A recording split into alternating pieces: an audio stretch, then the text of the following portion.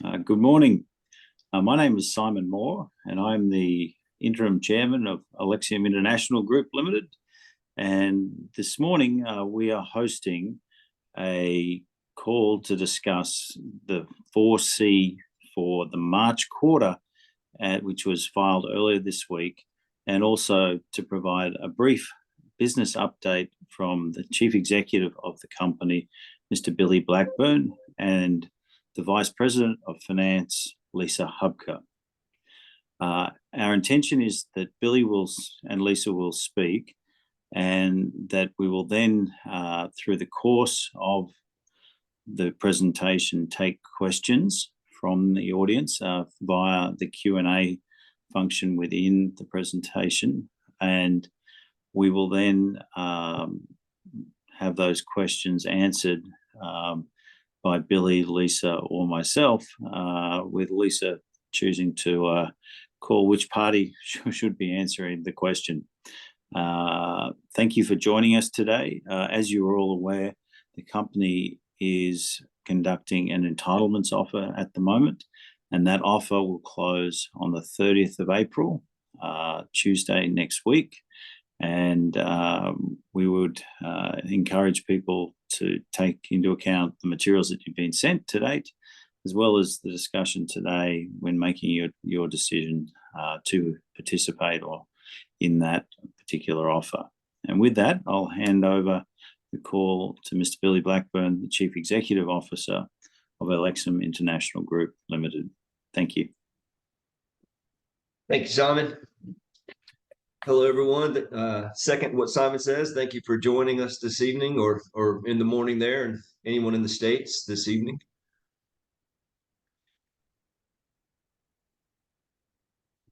Okay, so we're going to really tonight just really try to color in some of the detail that we included in the 4C that was released about 5 days ago at the start of the week there in Sydney. And we wanted to give more detail to everyone on the 4C, and we're keeping with our cadence of doing business updates every 6 weeks, and then also at each quarterly closing in the half-year and full-year reports. So our plan is to give the investor base a lot more time with us, more business updates, and more opportunity to ask questions. So this is along those lines. So our Q3 focus has been to shift business and product development activities to adjacent markets in thermal regulation, and also into some other technologies into the bedding market in North America. And I'll be giving more detail in the meeting here today along those lines, and it's going quite well. We also are enjoying some tailwinds in the North American market for flame-resistant technologies. The bedding markets have been regulated. They're regulating out fiberglass, halogens, and other environmentally hazardous materials out of FR fibers, FR fabrics, and FR chemistries. And Alexium has formulas, 3 products that are ahead of that regulatory curve. And we're having some success getting those pushed into the market and growing some new opportunities out of that. We have made a significant push to globalize our technologies, and some recent success coming from the Asia Pacific region, and specifically in Australia and New Zealand. And lastly, we've spent the last several months recruiting and changing and restructuring the commercial team here at Alexium. And what we're doing there is adding significant skills to basically ready the company to scale up and to reach all the new markets that we're heading into. From a strategic view, some of the updates around our objectives there. Again, we're building out the direct sales and business development teams. We've had 2 new executives join in late Q3 and early Q4. I'm personally very excited that they're joining. It gives me some significant expertise to wield into the opportunities that we're pushing. Since I've been here, we've been focusing on really getting the company ready to scale up, getting the supply chain ready, making sure the technology's good to go in all the markets that we're pursuing. And now we've rounded out the ticket by adding significant horsepower to the sales and business development team. I'm going to continue to lead the sales effort here until such a time we hit our financial milestones and we seek to bring in sales leadership. But I believe we've got the right mix right now to deliver our short-term results. And again, quite excited to have the expertise on the team. Again, since I've been here, which is a little over a year and a half now, we've really tried to change the culture at Alexium to be more sales and marketing centric and customer facing. And that has really taken hold. One thing that all the folks at Alexium clearly understand, doesn't matter if they're in finance, if they're a scientist in our development groups, or they're in operations, we all understand we serve the customer. And that is very evident in the culture daily in the operations at Alexium. And it's starting to show up as customers come in, and we're exposing really everyone in the business to the customer so they can see the brain trust that's being executed at Alexium. Strategy is very simple on its face, but it's complex behind that. But it's to diversify and grow. And that is diversify and grow in our core markets, which is mostly where we're concentrated in bedding. We're diversifying there by adding more products, so going to 4 different technologies into the bedding space. We're also diversifying by going globally, where we were concentrated heavily in North America in the past, starting to break into other continents and other markets now. And then it's also diversifying outside of bedding and growing revenue that way. And we're pushing into some adjacent markets. And what we're doing there is taking existing technologies that are suited for applications in other markets and then moving them into other markets for applications. And I'll speak a little bit more to that today. So we're shifting our focus. When I first got here, we brought some discipline around the business development, product development efforts to put 70% of our effort into our core market, which is mostly bedding, 20% into some of our adjacent markets, which was cooling for tactical gear and law enforcement, and also FR military fabrics. And then 10% was into some breakthrough areas, packaging, electronics, and some other FR applications. We're now transitioning and shifting in 24 and into FY25 to more of a 40, 20, 40%. 40% in our core market and bedding, 20% in those breakthrough areas, or excuse me, those adjacent areas in military fabric and tactical, and then 40% into the newer markets. And again, those breakthrough markets in that last 40% are really surrounding us moving existing technologies into adjacent markets. So it's not going to be a long development cycle where we're having to generate new technology, do research and development, file for patents. These are products that are already patented, already proven, that have application in other markets. So that should speed up the timeline to revenue and drive significant growth. I'd also say some of the markets you'll hear about tonight are the bedding market is quite good for Alexium, but when you're in a down market like we have in the last few years, you're in a bit of a famine. So the bedding market can be feast or famine. We believe we will feast again in the bedding market when it recovers. We are well positioned for that.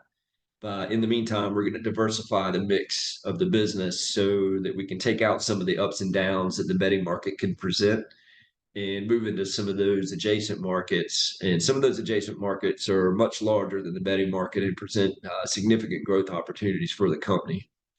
We're focused on year-on-year growth in our core market and bedding, and that's with our PCM products, which is Lexicool and BioCool. We've introduced over the last year Delcool and Eclipsis into bedding. We've had significant progress in our work with the military on launching the flame-resistant nylon cotton for military fabric, military uniforms. Commercialized Eclipsis in tactical gear, and now we're changing the way we're selling that to large public offerings, large civil agencies, military and law enforcement. And then commercializing PCM, Eclipsis fabric, and FR into new markets. So we're very active in footwear right now, and we're moving into development work for cold chain packaging and also flame-resistant workwear. Getting the company really focused for commercialization and commercial growth is more than just sales and business development. It's also getting the company ready to make those products and have a secure supply chain to support it. So over the last year, we spent a lot of time shoring up the supply chain and in some cases adding second and tertiary level vendors. We did find under COVID that supply chains became very disrupted, and you need to have at least one, possibly two backups anywhere where there could be a break in those supply chains. So we've been diligently working to shore that up, and it's going quite well. And in that, we found some efficiencies and cost savings, efficiencies with some of our contract manufacturers, and cost savings with some of our suppliers. We've also added some textile expertise to the team because as we've moved to sell the Delcool and Eclipsis products, those are rolled goods, where Alexium was traditionally selling performance chemistries in packages, drums, totes. We're now selling rolled goods that are cut and sewn and adhere to a lot of the end use products from our customers. On the financial front, we've deployed cash and commercial discipline. We've kept our belts very tight over this season with the down market embedding. And as we transition to these new markets, we've been quite innovative in leveraging all the folks that are on the team while keeping our headcount and our fixed costs low. Lisa has done a very good job of managing the budget and our spending and again, positioning for growth and positioning for markets where there's significant upside. And then on the funding front, most of you have heard we've recapitalized the business. We went through the EGM in March, had a successful voting there. Lisa will give an update on that at the end of the presentation today. But we do have the funding in place now to meet our near-term objectives over the next year to two. So in Q3, we made significant progress in these areas. In our core, that is phase change materials. We set out to maintain our core business, even in the down market, and then grow and penetrate that market further, and then move products globally. We've had 3 new BioCool placements with OEM foam mattress producers, and there starts in quarter four and also early in half one of FY25.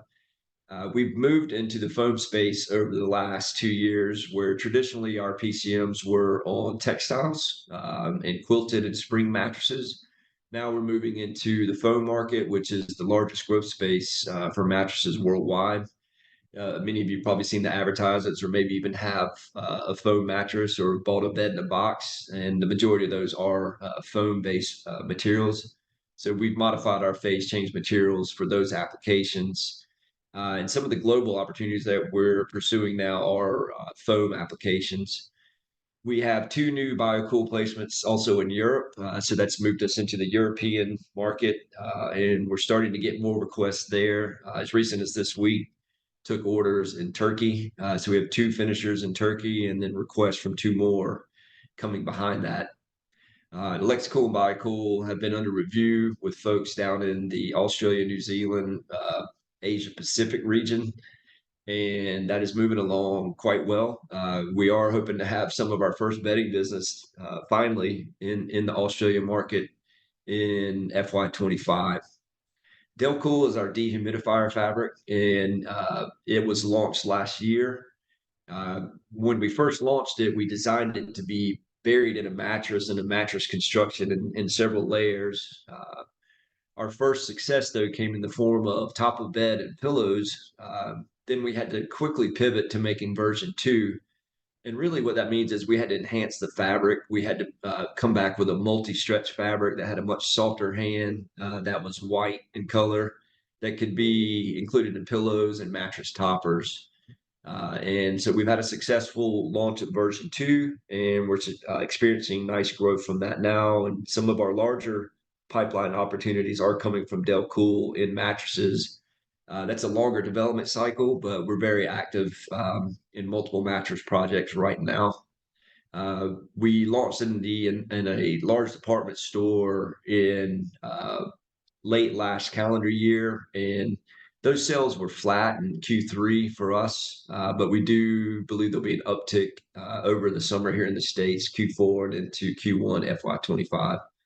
And then there's been additional placements at other large department stores here in the United States. We'll also be on a home shopping network in Q4, and that should lead to some Q1 sales, which would be late summer here in the States.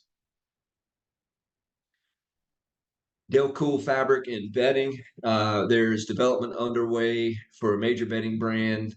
That's also going to be a little bit of a slow cycle, but we're well into the development. The testing results have already come back very positive. The customer is very excited about the technology. It's upgrading one of their high-end mattresses and giving them some very strong marketing claims. We've given a conservative estimate here, but that could increase revenues by as much as 5 million, which would be a significant jump in revenue for us. And again, we're well down the road in that project, and it's looking quite likely to happen. And that, but the difficulty is it's going to launch late next year, and that would be in our FY25. Our sales growth in Delcool, though, is one of the key parts of our strategy. It's diversifying the product concentration we had in our core market of bedding. So it adds another significant sales growth vehicle in that core market. And the revenue per unit is much higher in a mattress or pillow than it is for PCM. So we anticipate significant revenue gains from Delcool over the coming 12 to 18 months. For Eclipsis, we've had Eclipsis placements in bedding, and they're underway now. A large brand is also going to be putting another ad on TV, and that'll be running in July here in the States. And that is a mattress using Eclipsis for all-night cooling. The testing results were really good. The mattress was shown at the Las Vegas market this past January here in the States. It will be on the Home Shopping Network, a home shopping network this summer. And one of the things that's interesting about that marketing tactic is they use those ad campaigns where they do the television campaigns throughout the night. And they will take sales and lots of orders, but they'll sell those out.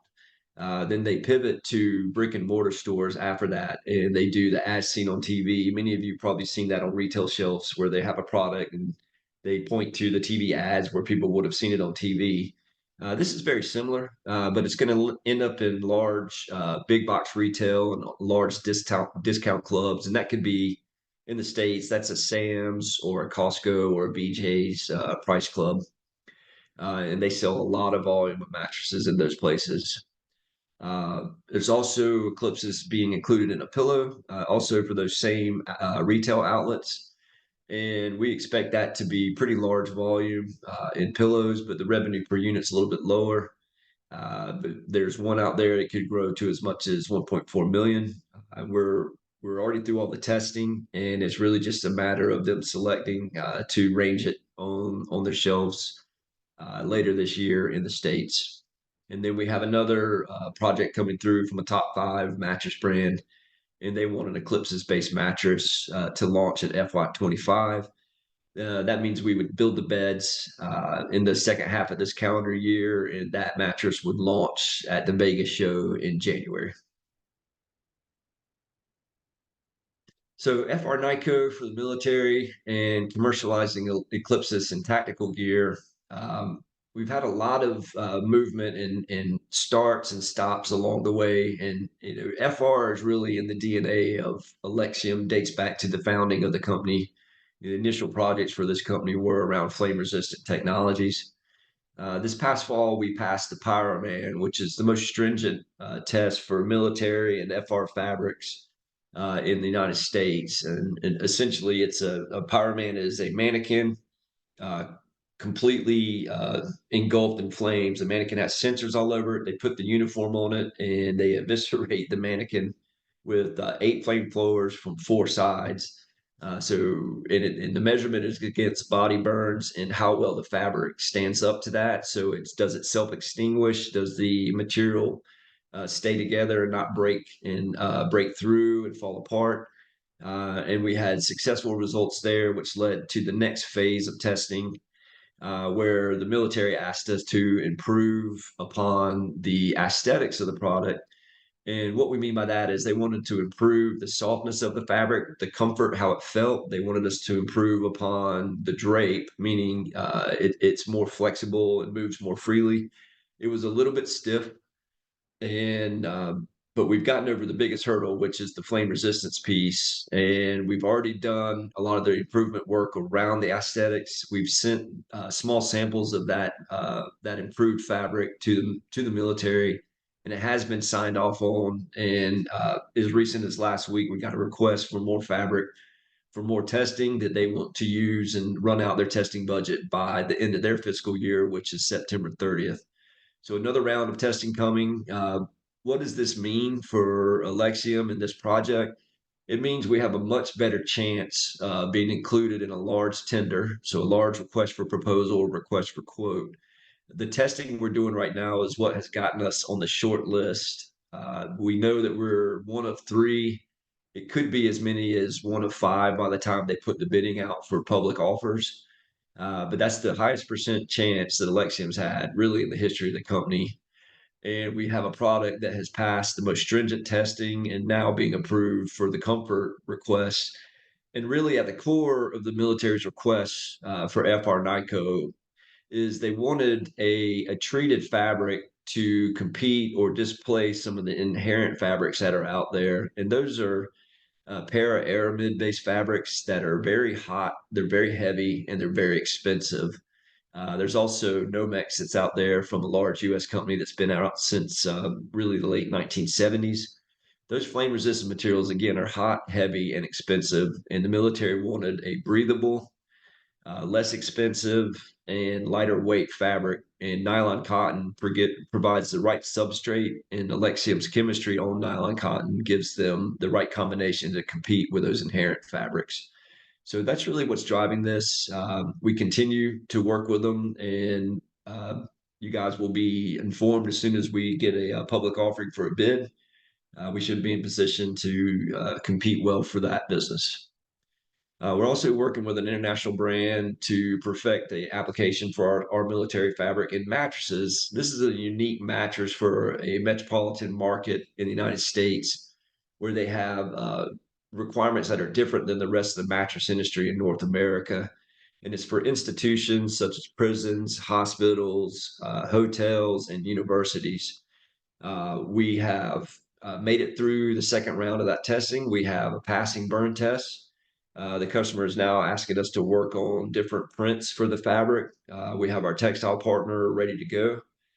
And so we're moving to the next phase because we did use camouflage military fabric in the initial testing, and they built test beds that were camouflage, which became kind of a joke for us here in the United States because we were telling them that they need to start selling mattresses at hunting and fishing stores if they're going to be camouflage. And it's probably not a bad idea. But we expect this project to go, and it could be 1 to 2 million in additional revenue. And one of the things we're trying to give you guys in the updates going forward with Alexium is some of the building blocks in revenue from our pipeline that can show you how we're building revenue to the cash positive and then to highly profitable results for the company to where we can move to the milestones and really buoy the share price. So again, and the numbers we use here are quite conservative. So commercializing phase change materials, Eclipse's fabric, and FR into new markets. We've been running that in parallel to our work in our core market. Eclipse's fabric for footwear. We've done successful testing for a large shoe brand. We gave them the results. They came back and asked us to redesign because we're learning how to place the material in the shoe and collaborating with their product development folks. So we're in the midst of that right now and repositioning the material. And we're also looking for ways to use it in targeted areas in the shoe for cooling. And that keeps the cost of the raw materials of the shoe down and should pave the way for larger volume placements. We have another shoe project that's launching now, and that's a top 10 worldwide shoe brand. They have the material in their lab now testing, and we're expecting those results this quarter. Phase change materials and Eclipse's applications in cold change. We've got this tabled right now, and I'll point back to our focus on really our core market and also taking our existing technologies into adjacent markets. The cold chain market is a big aspiration for Alexium, and it presents an opportunity for significant revenue growth. very large revenue growth for that matter. It could change the market cap of the company. However, it's a long development cycle, and our technology is suited for that space, but it's going to require some modification to it. So we have a pause on the cold chain work right now, and as we roll out the FR technologies that I'll speak to in a moment, and have those go commercial, then we will pick back up the cold chain development and move into that market with full force. PCM eclipses fabric and FR into new markets, and that's also cold chain and workwear. We're working on, and this is the dovetail from the work we do with the military. We're working on improvements to the wash durability of our FR chemistry so that we can move that into the FR workwear market. But it's not just Alexa Flam. Our Alexa Guard product is also starting to show efficacy in these applications, and we're working on the wash durability of it. To be clear, our materials are wash durable. In the military, requirements range from 50 to 100 wash cycles. And those are your typical traditional laundry machines like you would use at your home with pretty mild detergents. The workwear industry is different. Industrial launderers are using harsh chemistries like caustic sodas and other solvents on those fabrics to clean them because they're coming out of industrial applications where they may be contaminated with things from steel mills or refineries and other materials that are hard to clean. So we're having to beef up the binding nature of these materials so that they'll go through the rigors of those chemistries. So it's less about the wash cycles and more about standing up to those chemistries. But we believe all the work we've done in the military is a very good segue for us to move into workwear. But not all workwear has to be that durable. There are less expensive substrates like cotton and poly blends where our FR chemistries work well. So we're now starting development work with some textile partners in the Southeast United States to develop these fabrics. And these are companies that are already active in that space. And they're looking to use, like the military, lighter weight, less expensive materials and enhance the FR nature of them to open up markets, again, to compete with inherent fabrics that are para-aramid based or things like Nomex. So more to come on that, but that's one of the areas where it does make sense for us to take an existing technology into an adjacent market. In summary, our technology has proven to be very competitive for use in a lot of different end markets and end products. So that's got us quite confident right now that we can grow the business outside of bedding. But I don't want to make anybody nervous. We are very concentrated on our success in bedding. And I would tell you, our near-term results over the next 18 months, including cash positive results and profitability that could self-fund the business, really can come from our core market and bedding. The items that we're focused on that are adjacent to that are just additive to it and also represent significant growth beyond those milestones. Since I've been here, I've been driving our contract discipline. And just to say it the most basic way, we now open with our terms and we get our terms on the table early with the customers and vendors. And we've had some success over the last handful of months. We have the new supply agreement with Beckert Desley, one of our largest customers. Beckert is very interesting for Alexium because they're a global textile finisher. They're very well respected. They have high quality operations. And as we push to some of the global textile and foam finishing opportunities, especially in bedding, we're finding that we have Beckert partners and Beckert facilities on those continents that can support that work. So that agreement will mean more to us than just bedding in North America. It's going to help us with the global footprint and getting distribution into some far-reaching continents.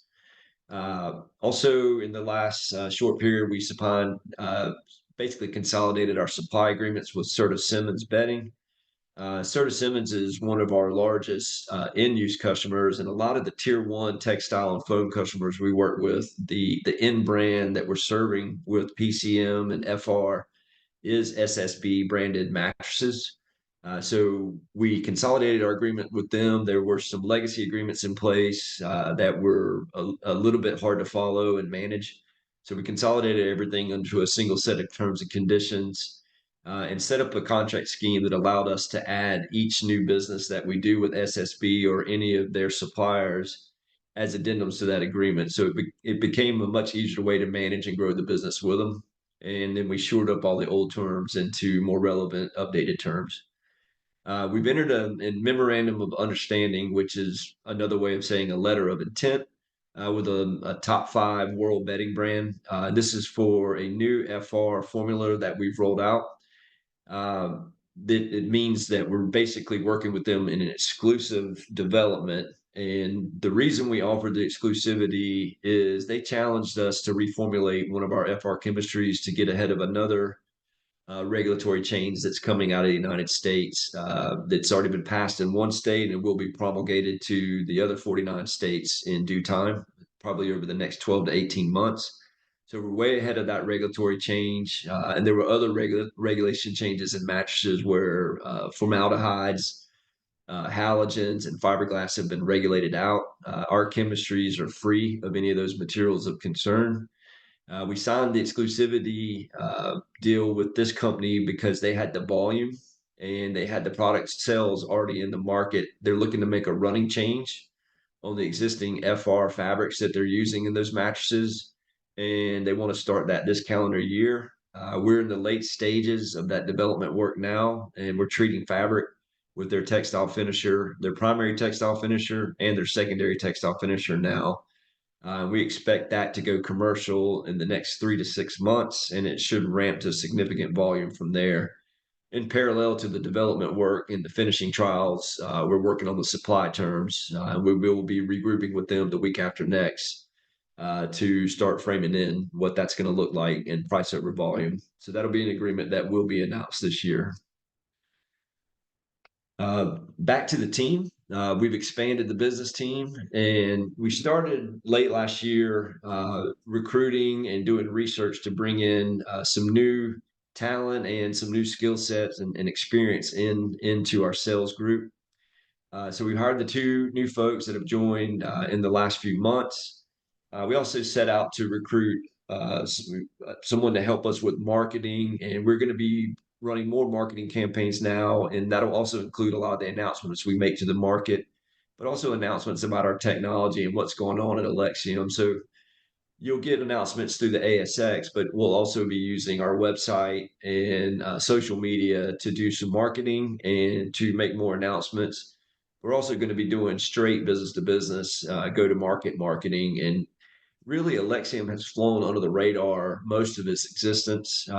So we're going to change that and start putting the brand out there. And really our brand is we are a performance materials company that can enhance your products. So we'll be marketing to other businesses, not necessarily to consumers, but to other businesses and demonstrating how we can enhance their products and sharing some of the successes we've had. And that's really to get the message out globally and start opening more doors as we push to distribute to other continents. Diversification of our products, customers, and markets. That's really the core of our strategy. Grow revenue in our core market through diversification, but also diversify our markets and grow revenue through all of our products being pushed into adjacent markets. We're leveraging our significant IP now. Really, the change that's happened since I've been at Alexium is we've gone from being a more inward-focused company on developing IP and technologies to now taking those technologies and pushing them into the market and executing a sales and growth strategy.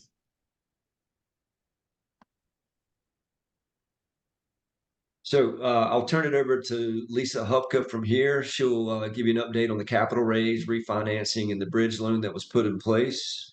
From there, we will move into answering any questions. So if you would submit them through the portal, Lisa will get to those after she updates here. And Simon and I or Lisa will do our very best to address your questions. And there were a few questions that came in actually before the meeting here. So I believe we've captured those and we'll address those as well. Lisa, I'll turn it over to you. All right. Thank you, Billy. And thank you to everyone that is on the call today. We appreciate you joining with us, and we appreciate your support in approving the capital raise transaction. That was approved. You're all well aware of that. And Of course, we did receive the first part of those funds in December with the bridging loan from Collington Capital.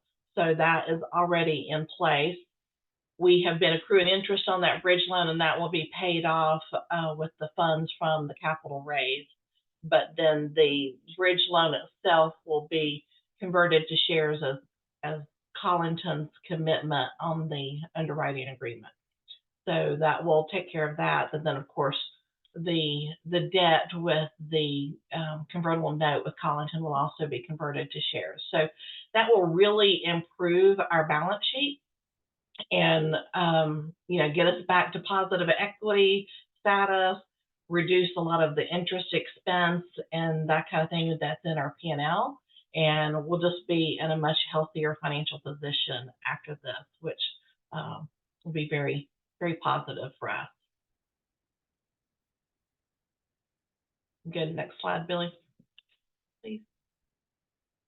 Thank you. Looking at our cash flows for the quarter and the year, Billy's already talked about our disciplined approach on the revenue side with making sure we are prioritizing the right opportunities and while still staying on track to try to develop long-term opportunities as well as convert the short-term ones. And so this is a much more disciplined approach than we maybe have applied in the past.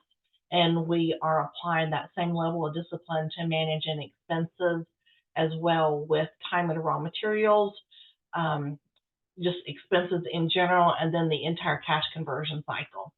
And you can see the evidence of that when you look at our net cash outflows from operating activities. Those have decreased by $500,000 year to date this year compared to prior years. So for us, that's a significant improvement in the cash outflows. And so we want you to know that we are trying to be good stewards of the funds and of the company in general. So some other things that have been going on is that the ops and logistics teams have been successful in negotiating some cost reductions in some of our raw materials. Some of those are being used in current products that we're making, but there's also been reductions in materials that will help us to meet future sales opportunities. So hopefully we can be more competitive in our pricing and allow us to take advantage of more of those opportunities. Then if you look at our cash receipts for the period, they're $1.4 million for the quarter. The revenue was $1.6 million. So that's pretty much in line with the prior quarter on the cash receipts. But one thing I wanted to point out is on the sales side that, our sales in total have been down, and that, continued inflationary pressures, interest rates have stayed high. The U.S. has not cut interest rates at all for this fiscal year, but this is the strongest sales quarter that we've had for the fiscal year. So that is a positive indication for us. And we have seen volume improvements at specific customers, as well as the new sales opportunities that we've been able to convert on the Dale Pool products. So those are all positive things. Can you give the next slide, Billy? So our operating activity outflows primarily consists of raw materials, manufacturing costs, staffing, corporate admin costs, and we did have an increase in raw material purchases during the quarter. And for us, at the size that we are, that we have, either minimum order quantities or pricing tiers that we take advantage of. And so sometimes the raw material purchases come in some chunks that maybe aren't always timed perfectly with our sales and cost of goods sold, but we are trying to manage that as much as possible. You can see total aggregate payments to related parties is $228,000. Cash flows from financing activities for the quarter is just the normal activity on the line of credit, but you can see for the year to date that does include the proceeds from the bridging loan from Collington. That's part of the overall transaction. The outstanding balance on the line of credit at the end of the period was only $96,000, and but we had a total borrowing base of $885,000. So at the end of the quarter, we had eligibility on the line of credit of $789,000. And this is important so that we can manage some of the, the peaks and valleys during the time period without having to expend all of our available cash. So that helps us to manage that. The line of credit agreement, the original term on it does expire in April of next year, but it has automatic rollovers of 1 year period. So we feel confident we'll be able to keep that funding in place, even if we hope to be able to negotiate better terms, but at least as a backup plan that is still in place. And because it is asset-based, the higher our receivables and inventory increases as we ramp up our sales, then that will continue to increase our borrowing base that's available on that line of credit. And we do have $3 million total if the assets are there to support it. So that is helpful as well. And Billy, I think that's it. I don't see any, there are no Q&A questions that have come through the portal during this call, but Billy, if you want to address some of the ones that you received prior to the call, we can do that.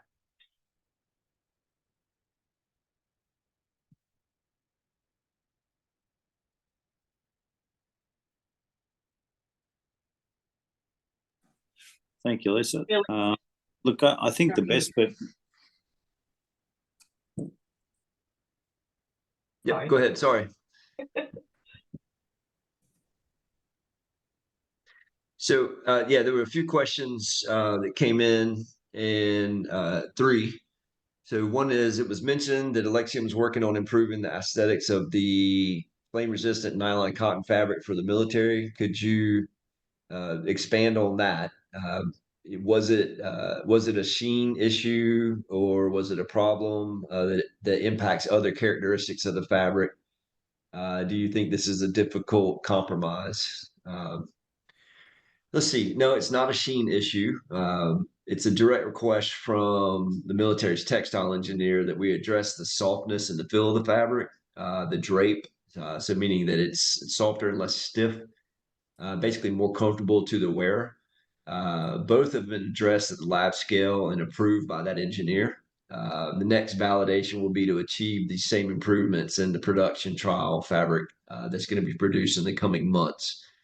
There are competing attributes to these fabrics. So the more FR chemistries you add, the more stiff you can make it, the more heavy you can make it. We've found the right balance. It is a competing attribute scenario, but we have found the right balance. So we believe we've got the right mix in front of them now. And really the next step is to run production scale trials and go ahead and complete the military print, which has the heat signature requirements near infrared and shortwave infrared, and go ahead and finish out this version of the fabric, which is the same fabric we've already passed the Pyroman with, but it'll be enhancements to the feel and the softness of the fabric. Next question. Alexium is working on improvements to the wash durability of the nylon cotton blended FR fabric. I know this was an issue that Alexium had grappled with over the past years. Is it a compromise between durability and FR effectiveness versus comfort or aesthetics? Or are we really needing to invent a new product? The answer is no, we don't need to invent a new product. We're just fine-tuning an existing formula. We've made significant improvements in that wash durability since the past efforts of Alexium, which would have been years ago, probably 3-5 years back. And there is some potential for compromise in the FR effectiveness versus wash durability. The Army, specifically, if we call out one of the specifications out there, they look for washes in the 50 to 100 cycles. The actual deployed soldiers do not wash those uniforms probably more than 25 times in a year. They're deployed with 4 to 5 uniform kits. So mathematically, it's really not even a relevant test. So if there was a compromise, it could be that they do lower that from 100 to say 50, which we've hit those criteria before. In the new fabric, we expect once we run the trials should meet that as well. We do not plan to compromise on the FR capability because we still know that that's the main attribute. That's the main hurdle to get over. Then second is to make sure the aesthetics are good, so that it's still comfortable and the drape is there and it's soft. Then wash durability has to go in hand with that. But yeah, there is a potential for some compromise in the specs for them to get and that's part of it. They want a lighter weight fabric that's less expensive. If they wanted a heavier fabric that was more expensive, we could do all kinds of things for them. But these are stringent targets that they're giving us. They present unique challenges. A really good, lightweight, comfortable fabric that's really cheap. So, as you all know, that's a challenge. But we've hit the target so far, and it's looking quite promising. The last one, what is the difference in FR criteria required for the hospitality industry? Should a satisfactory solution be achieved? Is this something that you could foresee automatically flowing onto our existing bedding customers? This is probably confusing two topics. The work with the military is actually a different set of FR chemistry than that we put into mattresses in the hospitality industry. But in comparison to military FR fabric criteria, the hospitality industry requirements are very different. As an example, those goods don't have the stringent wash durability requirements of FR military fabric. So that changes the binders and the type of wash durability that we have to achieve.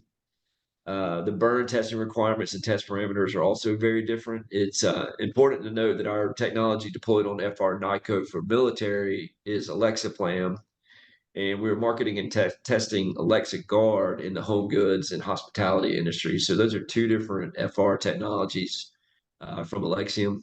Alexa Guard is different in that we have formulas that work well on natural fibers like cotton, and we also have formulas that work well on synthetic fibers like poly and rayon. And we're very active in the bedding industry right now with multiple companies enhancing their FR rayon and their FR poly materials because now that they've removed fiberglass from a lot of the mattresses, they're starting to fail bed burns. And some of the barrier fabrics they're using are inadequate. They're considered inherently FR, but they still burn. So our chemistries allow them to self-extinguish and increase the integrity of those barrier fabrics so they don't come apart in a burn test. So you'll see a lot of new announcements over the next 6 weeks and coming months as we move those projects forward and start to knock down some commercial agreements around those enhancements. But those are two disparate developments. So I would keep the NICO for Alexium into the military bucket and the Alexa Guard and home goods markets into a different channel. But more to come on that, everyone. Okay, Billy, we've had a question come in through the portal. So Okay. the question is, as much as you can you expand a bit on the timelines for the shoe angle and cold chain packaging? Yeah, it's early phase. It's early phase development in the shoe. So we're doing test shoes with the folks. We actually have hired a cobbler to put together a test shoe for us, so we can do brand testing on our own that's not tied to any specific brand, so that we can demonstrate it to a lot of different footwear companies. But it is early stage, so timeline on it, I really can't tell you right now. I would say sometime in the next year, I would expect that we would launch in a shoe based on the early results, because the results were overwhelmingly positive. It worked quite well. We got double digit temperature decrease in the foot testing, and that was using the sweater test, which is a ASTM test method. And that's also the mannequin foots that are used at the universities to validate as third-party validation. So we've proven on the data side at the lab that we can deliver a cooling solution in a shoe. Now it's a combination of getting the price to the right point where the customer will adopt it and roll it out into volume. We're learning the shoe market right now. We don't know the timing of their launch cycles. Mattresses historically have been a 1 to 2 year development cycle. Shoes seem to move faster than that. But I can't give you a specific timeline, but I would anticipate that we could have a commercial outcome in the next 12 months, being conservative. And what was the other part of the question? Sorry. Cold chain packaging timeline as well.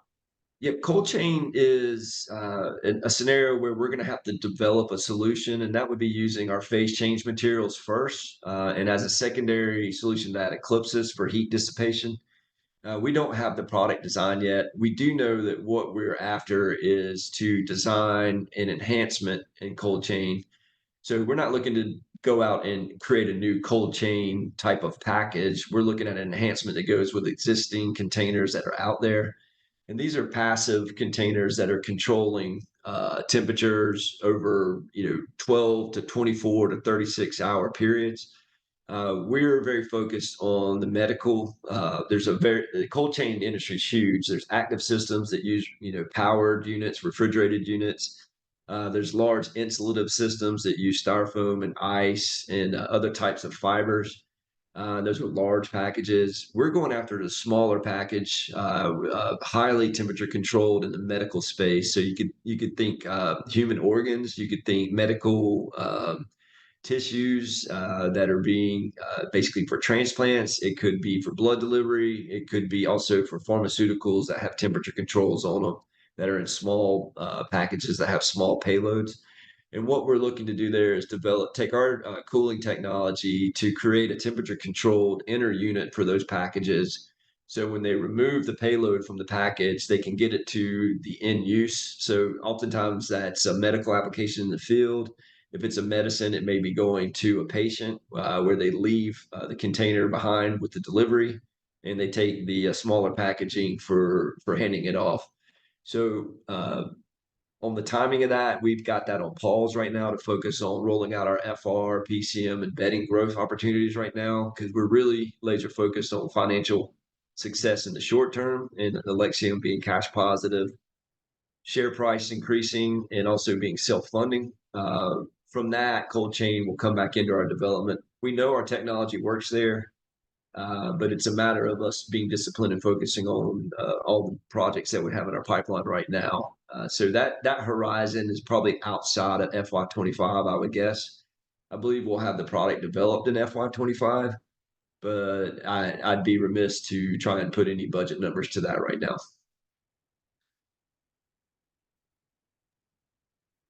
Okay, that's all the questions that we have. I might jump in, and if there are any follow-up questions people might have, you can submit them maybe in writing to me, and the best email address for me is sm@Colinton, COLINTON, capital CAPITAL.com. Again, sm@COLINTONCAPITAL.com. And we will do our best to respond to you. Thank you very much, Billy and Lisa, for your presentation today. And thank you very much for everybody for attending. This webinar has been recorded and will be made available on the company's website through a link. Thank you again. I hope you have a great day and an enjoyable weekend. Thank you. Thank you, everyone. Take care. Thanks. Bye.